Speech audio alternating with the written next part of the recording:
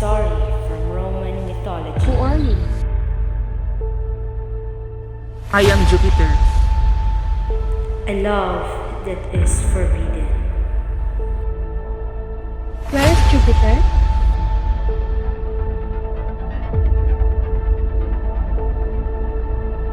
That Jupiter? Jupiter? Do you mean the god of thunder? We'll do anything for love.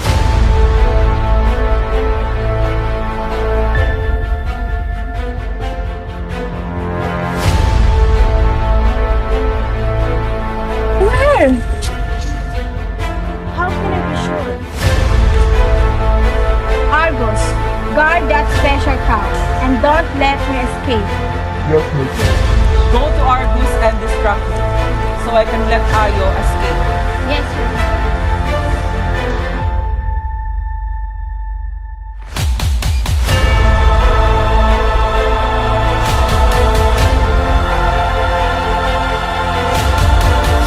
See that you will stay in this shape.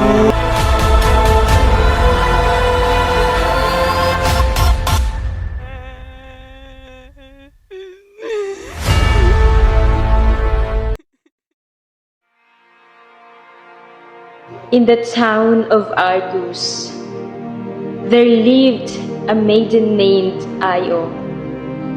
She was so pretty and good that all who knew her loved her and said that there was no one like her in the whole world.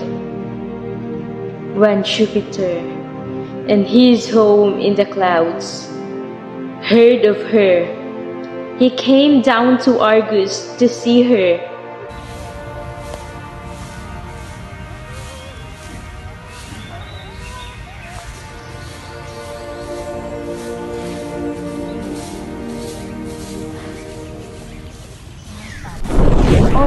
Who are you?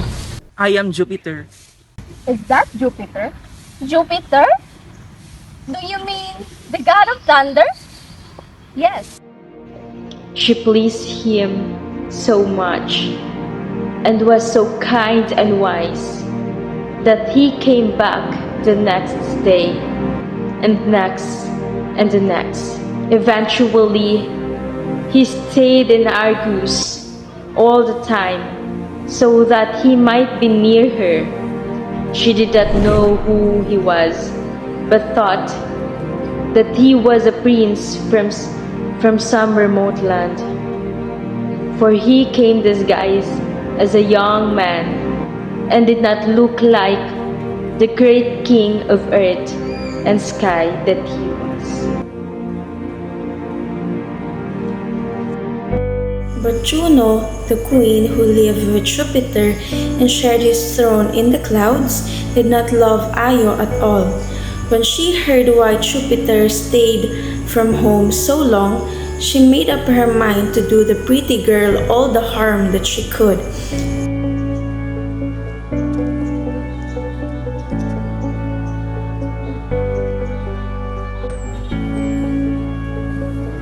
Where is Jupiter? My queen. He is not around.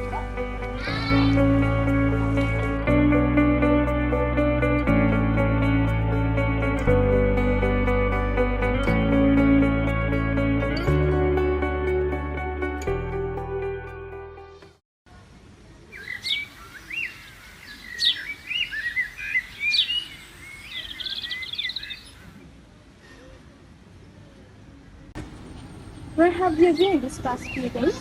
I've been visiting my brother Neptune. I'm sorry, my queen. I have to go. Where?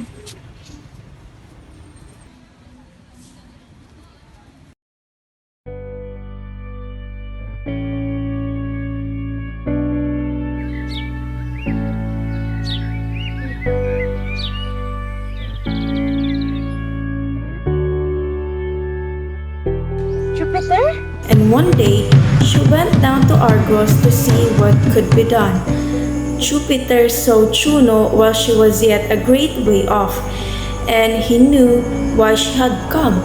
So, to save Io from her, he changed the maiden to a white cow.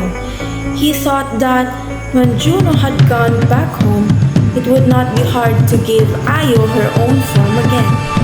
But when the queen saw the cow, she knew that it Oh, was what a Io. fine cow you have there. Give her to me, good Jupiter. Give her to me. Jupiter did not like to do this, but she pleaded so hard that at last he gave up and let her have the cow.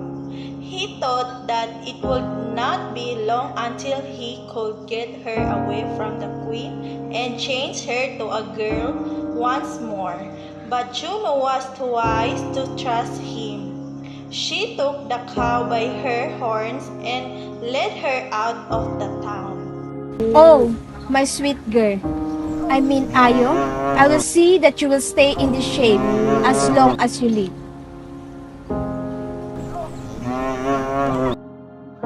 Then she gave the cow in charge of a strange guard named Argus, who had not 2 eyes only, as you and I have, but 10 times 10. Argus led the cow to a garden and tied her by a long rope to a tree, where she had to stand and eat grass and cry. Argos, guard that special cow and don't let her escape. Yes, my queen.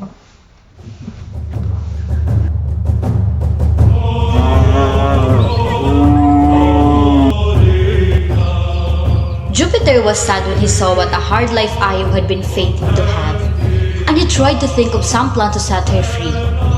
One day, he called cunning Mercury, who had wings on his shoes, and ordered him to go and lead the cow away from the garden where she was kept. Mercury went down and stood near the foot of the hill where Argus sat, and began to play sweet tunes on his flute. This was just what the strange guard liked to hear, and so he called to Mercury and asked him to come up and sit by his side and play more tunes. They're not allowed to. Did you know that I have some stories to tell? What is it? Mercury did as he wished and played such sweet music as one in all the world has heard from that day to this. Then Argus struck up a conversation. Mercury and Argus exchanged stories, and then Mercury began a story that would never end. Old Argus lay down upon the grass and listened, but eventually Mercury's words enclosed him in so strange a spell that his eyes closed slowly one by one and he fell into a deep sleep. This was just what Mercury wanted. It was not a brave thing to do, and yet he pulled out a long, sharp knife from his belt and cut off the head of poor Argus while he slept.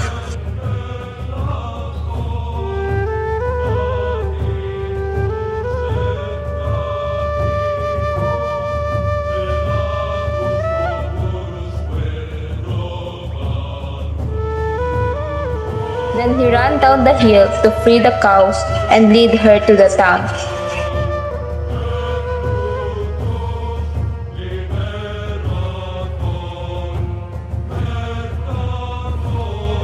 Juno had seen him hail her dear guard, and she met Mercury on the road. She cried out to him and told him to let the cow go. And her face was so full of worry that as soon as he saw her, he turned and ran away, leaving poor Io to her fate.